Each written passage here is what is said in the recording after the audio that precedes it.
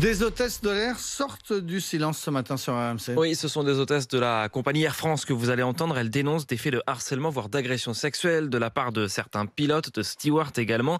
Mais aussi la réponse étonnante de la compagnie Air France qui inverse la culpabilité en quelque sorte.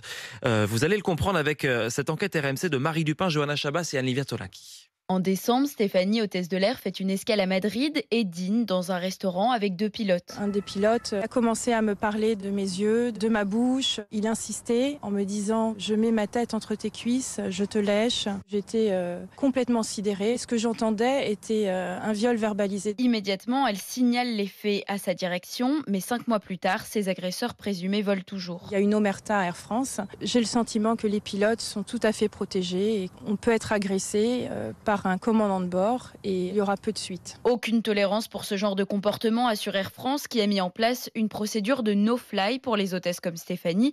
Valérie Molena est directrice de la diversité et de la formation. On s'assure qu'effectivement une personne ne revolera pas avec ses agresseurs. Et peut-être que mettre à pied les agresseurs, ça serait plus efficace que de lui permettre de ne pas voler avec ses agresseurs. Il faut suffisamment de preuves. Et il faut des faits très lourds pour être licencié. C'est-à-dire que là, ce qui s'est passé, c'est pas très grave. C'est pas suffisamment grave. Selon elle, il y aurait une dizaine de signalements chaque année. Un ancien élu syndical contacté parle, lui, de plus d'une centaine d'alertes par an.